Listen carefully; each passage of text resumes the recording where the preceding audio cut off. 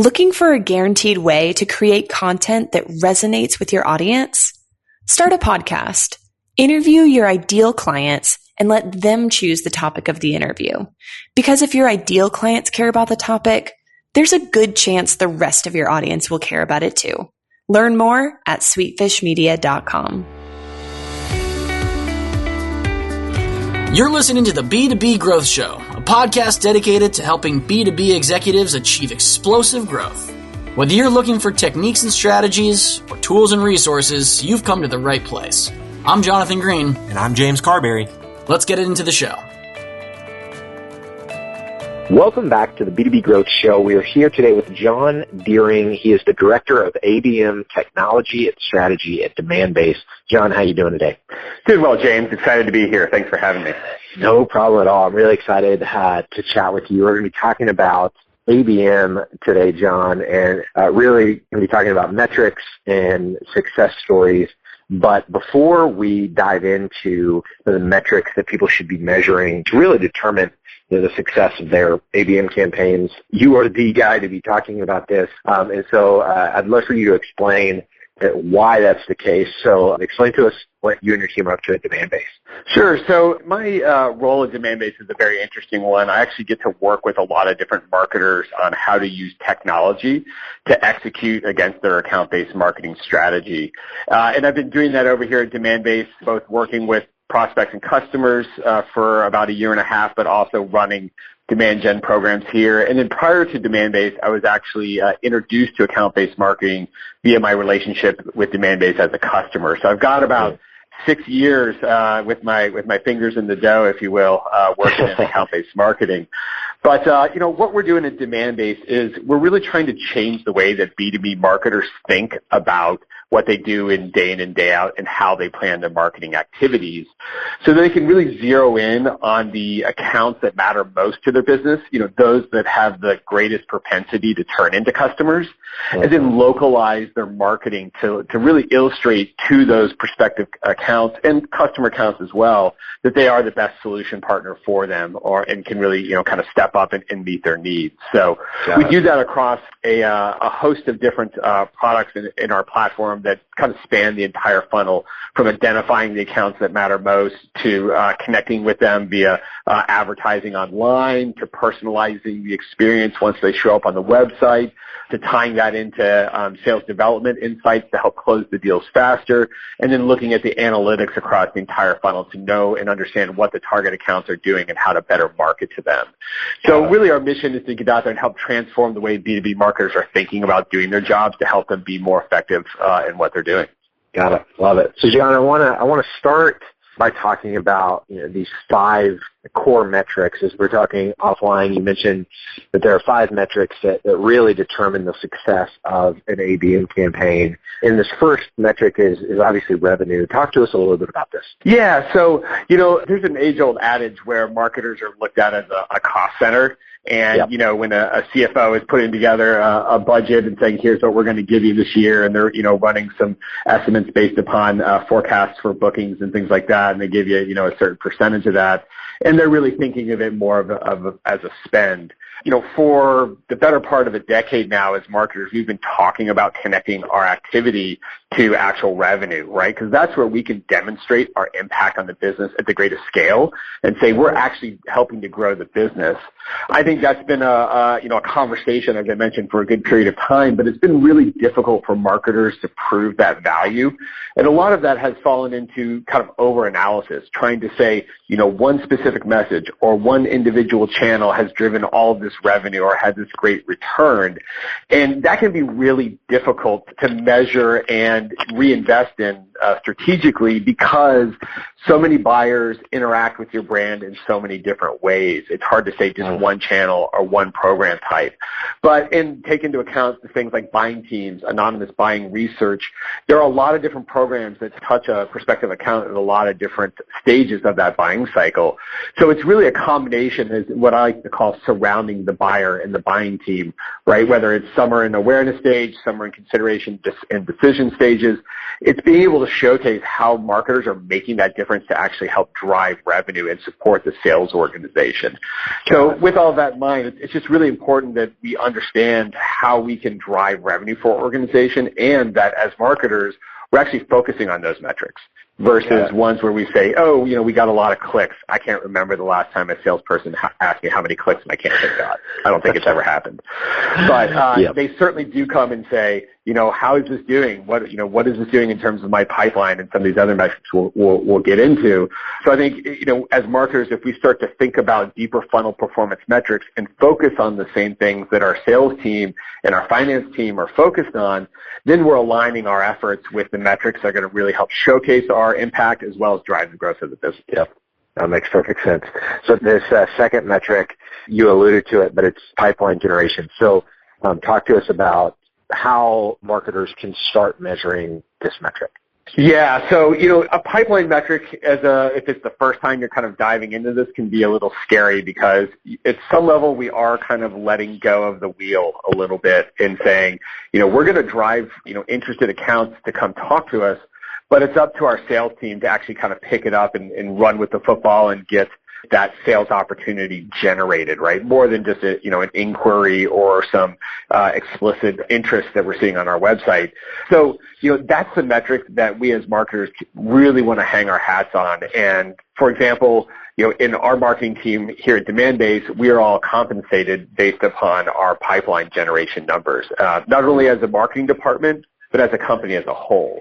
So by aligning ourselves with our sales team, we as a group, whether it's generated by marketing or generated by sales, have a corporate pipeline number we have to hit. And there's an assumption that as marketers, we're going to go after all of these accounts. We're going to impact them in some way, influence them in some way. And we may not be the straw that broke the camel's back, but certainly there's some influence.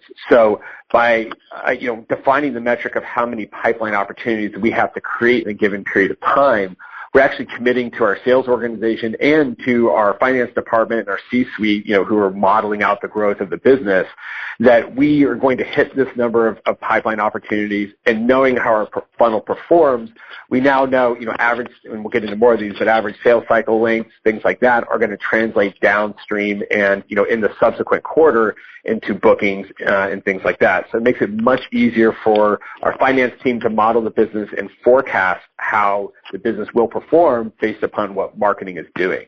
So really kind of tying both ends of the funnel together by focusing on that core metric that, everyone's really driving for. Got it. And then as far as attribution goes, John, what have you found how do you attribute the marketing efforts that actually led to pipeline? Yeah, so that's a really interesting conversation, and I think, at Demandbase, we're in the heat of this right now. We have had an attribution model for the past couple of years, which has really looked simply at last-click attribution, which can be really, really interesting, right? So you run a campaign, people respond to it, they get into your CRM system, a sales opportunity is created, and that last campaign they responded to is tagged to that opportunity as a source for generation. Some of the challenges there is you really miss what's going on across the entire funnel. So we've actually evolved our attribution model to be a full path.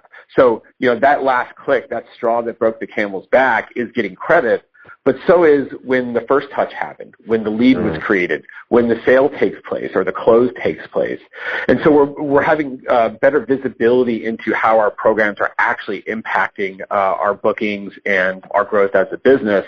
And a great example is I was doing some programs with promoting content, and because it was so up funnel, I was seeing things like influence revenue, impact on deal velocities, impact on order sizes, but I had almost zero attributable pipeline and revenue from it. And that was from a last click perspective.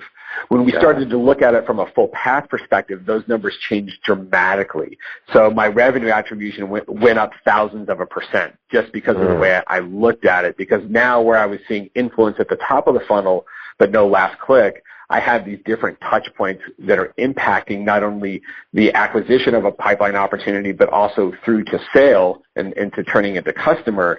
And now I can see where those programs are actually impacting along that process. So I get a better visibility into, how different programs are actually impacting our pipeline. And it gives us a better position to evaluate the effectiveness of different programs, different tools we're using, different channels, and things of that nature. Got it. And is that something that, do you guys have a tool that does that, the attribution that has allowed you guys to shift your model, or is that another tool that you guys are using? No, so we do have a vendor for that, and they have it's a company called Visible, and they have a very sophisticated attribution program. I can remember my former company trying to figure some of this out and saying, I'm sorry, I'm not a data scientist. This is 5 or 6 years ago. And saying, I don't know how to build a model like that. I really don't have the expertise, so we're going to have to kind of just, hobble along on the leg and a half that we got.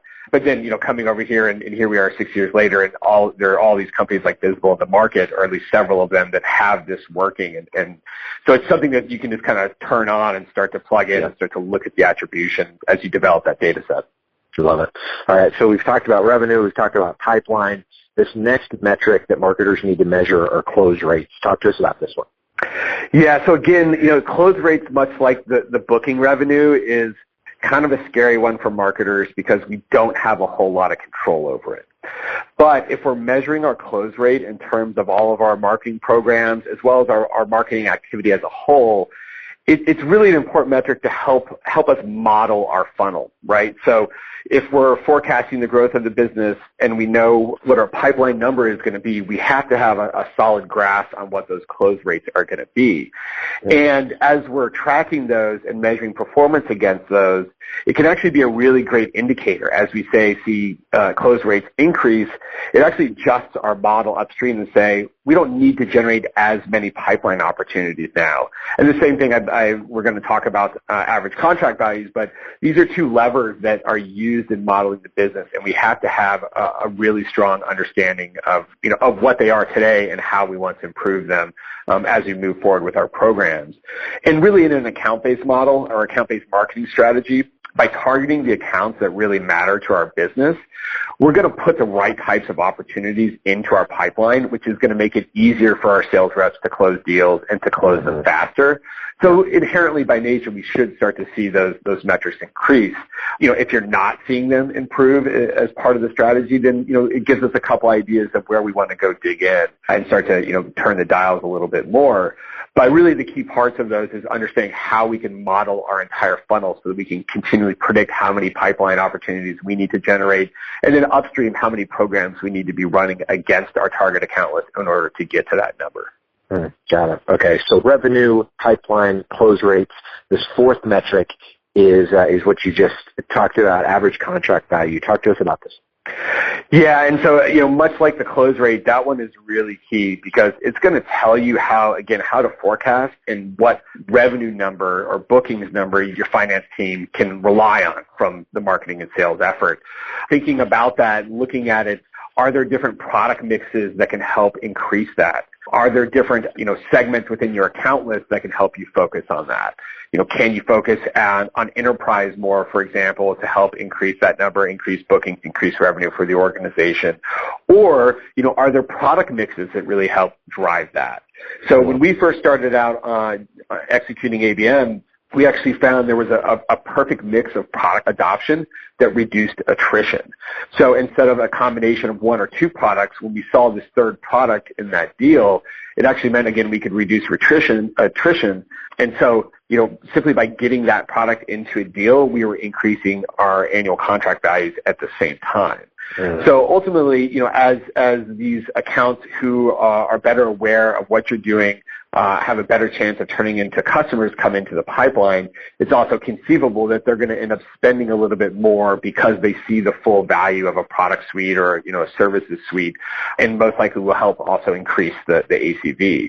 So again, if you're seeing maybe your ACV isn't increasing, is it something you can address in sales? Or, maybe you go all the way back to the beginning of your strategy and say, did we build the list properly? Are there areas we didn't identify in building our list that can help us find a better set of accounts to go after who are going to end up, spending more, closing at a higher rate, and doing deals with us faster. So, those metrics all kind of work tandem and hand in hand to really give a clear picture of the health of the business, as well as the right types of accounts, and are you targeting those? Yep. Okay, so John, this last metric we're going to talk about is velocity. Before we jump into a couple success stories, talk to us about velocity and why this metric needs to be measured. Yeah, so, much like those others we just talked about, ACV and close rates, things like that, it really helps to understand the health of the business.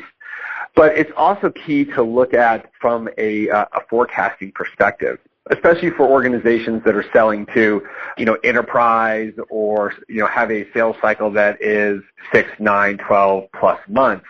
Because typically what's going to happen in those is that you're going to have an opportunity generated this quarter, and it's not realistically going to be able to close until next quarter or potentially the quarter after that. So understanding how the velocity is changing actually helps us predict when we can have rollover opportunities from quarter to quarter. So, if we're looking at forecasting bookings, we're going to have, maybe a certain percentage that are going to be a cohort and close within the same time period. And then we're going to have a holdover that's going to, roll over to the next. So as we're planning out the growth of our model and then backtracking that up to how many opportunities we need to generate, we know that we don't have to do it from a cohort perspective and say, if I need to close 100 opportunities this quarter and I close at 30%, I need 300 opportunities. Well, and maybe I have a 25% rollover. Well, that means I really only need to generate about 225 this quarter because I'm going to get 75 from last quarter that are going to help me close.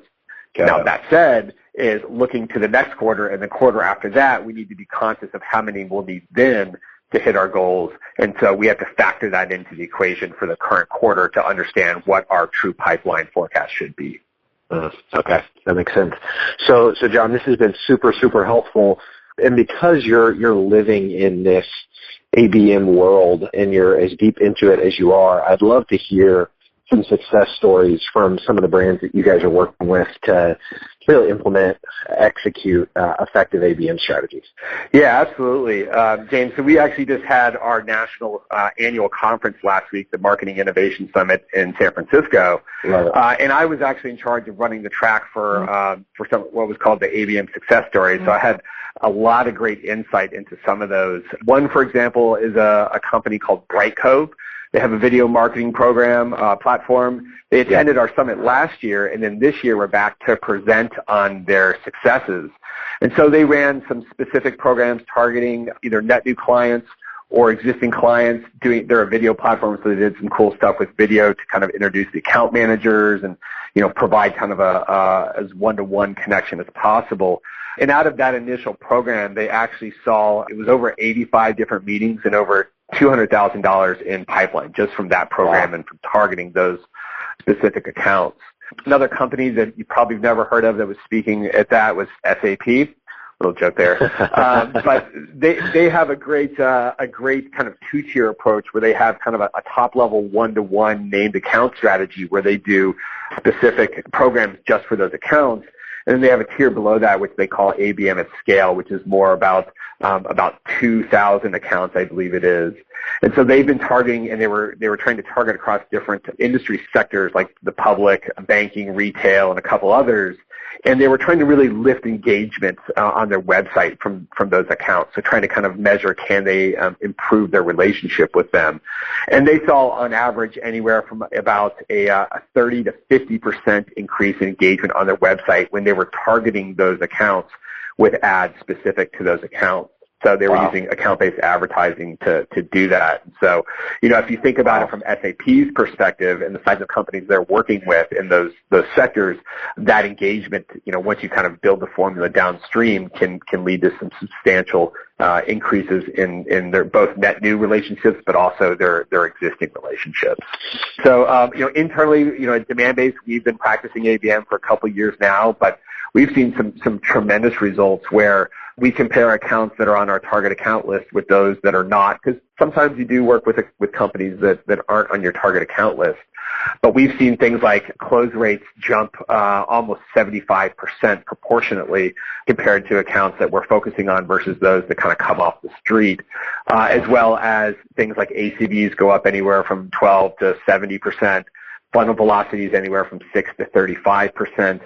Close rates, I mentioned, as an aggregate is about 75%, but anywhere from about 40 to 200%, depending on the company size. And then we also saw a lot of other really interesting metrics that we measured along the way, a little bit ancillary, but we saw our average cost to generate a sales opportunity decrease by 50% over 3 years, while at the same time, our generation of opportunities increased over 300%. So that's a great metric to look at in terms of the cost per acquisition and performance. And then we also saw some interesting metrics where our inside sales team doing the qualification over the last year and a half, their performance has tripled as well. So really by focusing on the right types of accounts and putting those into our programs and delivering those to our sales team, we're finding that it's impacting the business as a whole. And actually it kind of led a little bit to our detriment in the marketing team this year where our budget was flat because we were doing so well and so optimized. They said, you guys don't need any more money. You're doing really, really well. So it just bit us a little bit in the butt. But, those are great stats to stand behind and say, okay, that's a great reason to have a flat budget as opposed to we need more budget to try to get to our numbers. Exactly. No, I love it. John, this has been fantastic. If there's somebody listening to this, they want to dig further on these metrics or get some more details on those success stories, what's the best way for them to connect with you? And then also, if they want to learn more about Demandbase, how can they go about doing that as well? Yeah, so you can to connect with me. I'm on Twitter at D_RANG, so D-Rang, kind of like my last name, but spelled slightly differently. Twitter, I don't know what my handle is, but it's probably just John Deering. If you search me on Twitter, I doubt there are that many of them out there. Certainly look for the one at Demandbase, or I do some stuff on my nighttime job as a musician. You'll see videos. That's how you know it's me. If you want to find about Demandbase, obviously our website, demandbase.com. There's a lot of great resources on there. You can investigate our products, but if you're really just starting to think about ABM, there's a expert ABM resource library. It has tons of guides, ebooks, webinars that are on demand, all those different types of things, customer videos talking about how they've approached ABM. There's a lot of different resources in there where you can just kind of drill down and start to get your head wrapped around the strategy. And then coming very, very soon, probably by the time this hits the airwaves, it'll be live. We're going to start offering ABM certification online. So make sure to come back and check out demandbase.com to find out more information about that. I love it. Well, John, thank you so much for your time today. This has been fantastic. I really appreciate it. Sure. Thanks, James. Appreciate it. If you've been getting value from this podcast, you can help us reach more people by reviewing the show on iTunes. Here's how you can leave a review in less than a minute. Open your podcast app and tap the search icon in the bottom right corner.